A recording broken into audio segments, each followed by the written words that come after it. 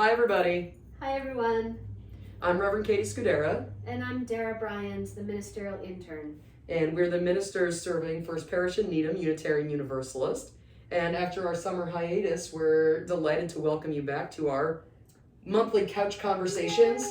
Yay, we're back. It's September. It's September 2023, where at First Parish, our monthly theme is welcome. We have a monthly theme each month that we weave into our Sunday services. We have Spotify playlist for it. It goes into our Lifespan RE classes, our small groups.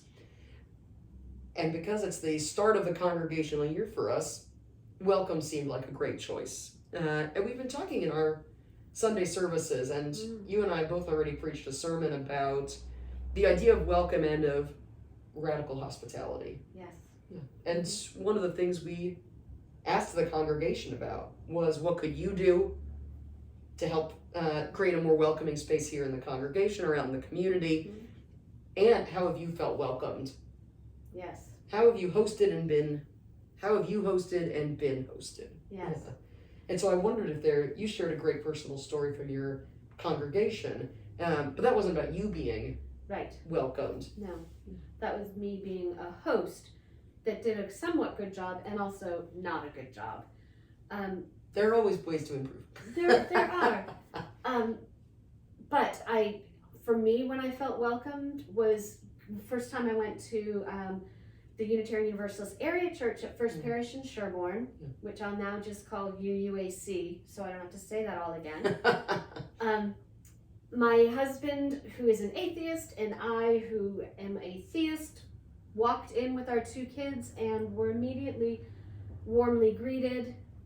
We sat down, and one of the things, and I don't know why this sticks with me, but back in those days, the minister would always say during the offering time, after explaining who was receiving it, would say, if this is your first time with us, please allow the plate to pass you by. You are our honored guests here. Oh, I know, that's exactly how I felt. And it's such a simple line, but I thought, I feel so welcomed. My heart expanded like the Grinch 3 times that day. There was a directive to you. Hello, visitor. You are an honored guest. We're so glad you're here. We're so glad you're here. We see you. We notice that you are new and you are welcome here. That's beautiful. I think so too. Yeah. And we're at, this is a thing Darrah cares about a lot. Darrah, was everyone wearing a name tag? Yes. Okay, mostly. Yes. Mostly, it's true. That's great. And I'm just going to put in a plug for name tags, that it is one of the most radically welcoming things we can do. Yes. Because some people struggle with names. If you're a newcomer and you walk in and everybody knows each other and nobody has a name tag on, you immediately feel at a disadvantage. Yes. With name tags, you feel it's more of an even playing field and you feel more welcomed. So I'll stop my name tag soapbox. If you're a regular participant at First Parish in the last year, you know the name tags are Darrah's. That is, I think that may be that's not your number one soapbox, but I think is a sort of in a joking way, like, oh, that's the thing that she soapboxes about, isn't it? I think actually your thing is, universal love and care and welcome for all people. That's more so. That is more, but name tags falls under that umbrella. Right near the top. I will say I went to my high school reunion this month. And you felt welcomed? I felt welcomed by the name tags. We're really relieved. Yes. At the door, they had you write your name on there. If your name had changed, they asked you politely if you could put the name you were using in high school on there. And if you brought a guest, a date, to say, like, okay, could you put their name on there and also how they're related to one of the alum? Yeah. And that was all very helpful, because after all these years, shockingly, people looked different than they did when they were 18. Yes. It was very helpful. Then it helped connect a lot of dots, because you'd see somebody and think, do I know them? And the answer was, yes, of course I've seen them before we went to high school together. Then you didn't have to say, I don't remember your name. Yeah. Again, it put us all on an equal playing field. Very helpful. It is. Speaking of non-name tags, though, Yes. I'm remembering that a Unitarian Universalist community that I felt very well hosted by was the Unitarian community in Northeast India. This is the Catie Unitarian Church. If you've been participating in First Parish for a little while, you know that I spent a year with the Catie Unitarians. I've done a sabbatical trip out to visit with them to build and then sustain an orphanage for kids who really needed a home, both in the Unitarian community and now that orphanage, the A. Margaret Barr Children's Village, now that that's been formally funded and taken over by the government, there's a partnership with the Unitarian Union. They get kids who are not Unitarian, but because they're Unitarian, they're very open to the idea. They were from the start, but of course they had sort of a queue of people within their own community, and they were wonderful hosts. I stayed with a family who had a home that both in Shillong, the capital city, and in Malsindri, where the children's village was going to be built. They gave me tours. They helped me find a Khasi language learning book, which was honestly difficult. So they're like, well, nobody except they would take Khasi language like I took English classes. They were like, to learn Khasi when everyone here speaks it as their first language.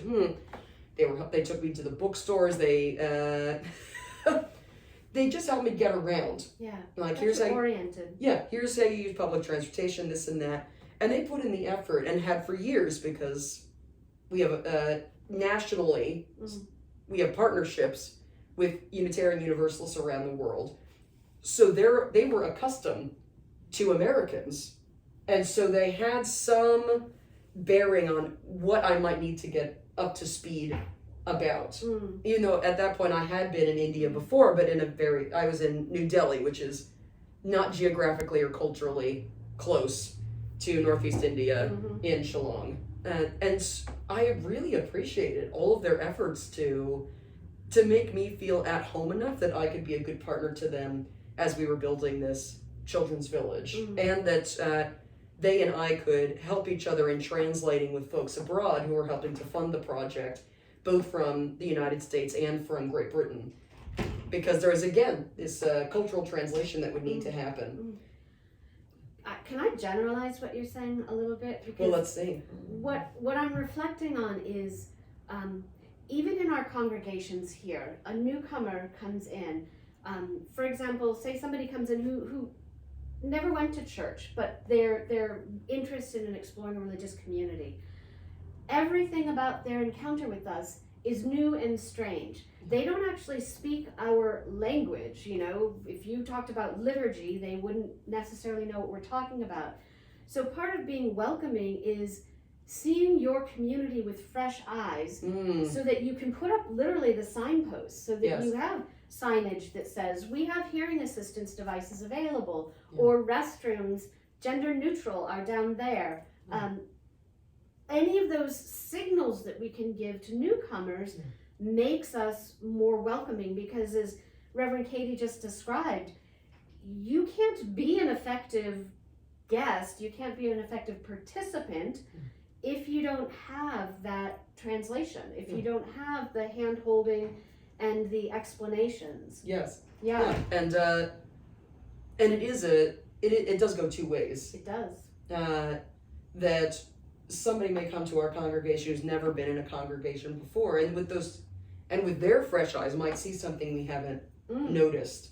A way that perhaps they're like, well, you say that you value this, but I don't see this in your congregation, and that puts a little light bulb to us. It's like, oh, well, that may be a growing edge for us. And I also certainly felt that way with the Unitarian community in India, that we had a very robust exchange of ideas and how our different cultures worked without that level of judgment, particularly, which is so challenging as a white American traveling to a colonized nation, to be able to have a kind of cultural exchange and build relationship and trust, where it wasn't me saying, well, you have to do it this way because that's the best way to do it. Yeah.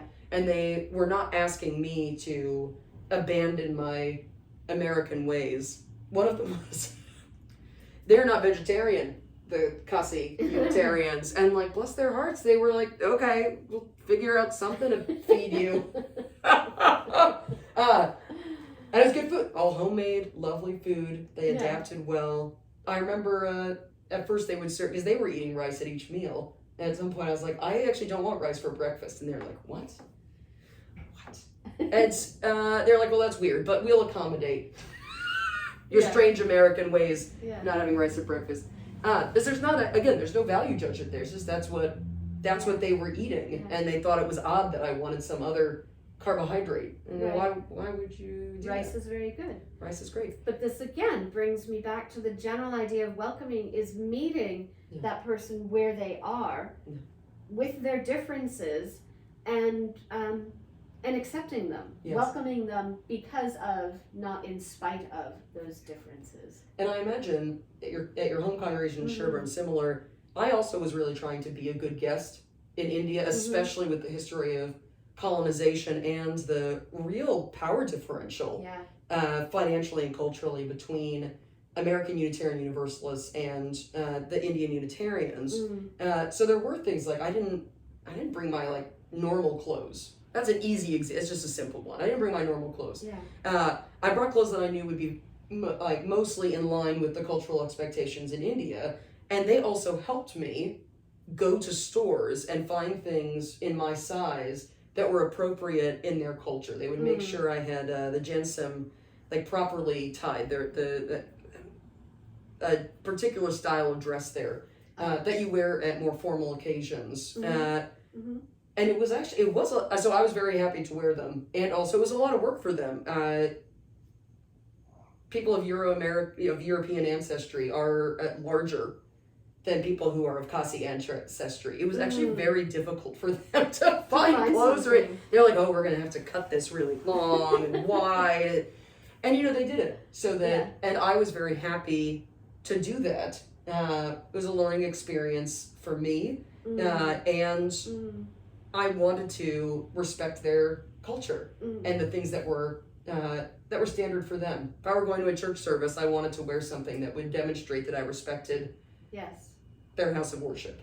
So, and I imagine at Sherborne it was similar for your family, that you were welcomed and they wanted to know you, and also the reason you went is you wanted to know the church. And Sherborne, the UUAC church there, does a good job with holding newcomer classes, because we know in Unitarian Universalist churches we get people from people who've never been to church to people who were raised in a specific tradition that maybe went all the way up through confirmation or bar mitzvah or other sort of coming of age tradition.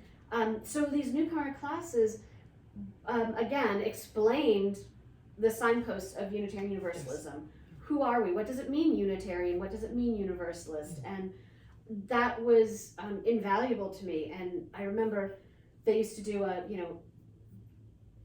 social hour with the minister. So after the service, we would go to the parlor and sit down with our coffee and tea and chat with the minister. And he says, do you have any questions? And I was like, I was raised Episcopalian, Protestant, Christian, and I'm like, if you don't have a creed, what makes you different from a social club that does good works, like, the Rotary Club? And I wish you could have seen the look on Reverend Nathan's face. He was a little taken aback. But he did take the time to explain to me how we can be together in religious community and not all believe the same thing. It was a revelation, and I was grateful that he took the time to explain to me. Is that it is very different to acknowledge explicitly, as we do in Unitarian Universalist congregations, that we come together by a covenant of shared values, as opposed to a creed of theological beliefs. As that is actually very unique to us. That is not how most religious communities gather. And it can be confusing for those of us who have come from creedal faiths. I'm thinking of some United Church of Christ congregations that I've known. They don't have a creed, but there is an understanding that they all believe in the Judeo-Christian God and that Jesus is the Son of God. But there's no creed that requires that. No. Do you know what I'm saying? Per se. And they have Yeah. a covenant. They have a Yeah. behavioral covenant. Yeah. Yeah, but it is being in a theologically pluralistic congregation is Challenging. it can also be challenging and also unique. It's so lovely. Yeah. And so I guess we're wondering, for all of you who might be watching out there, either on Facebook or YouTube, when is a time that you felt really welcomed?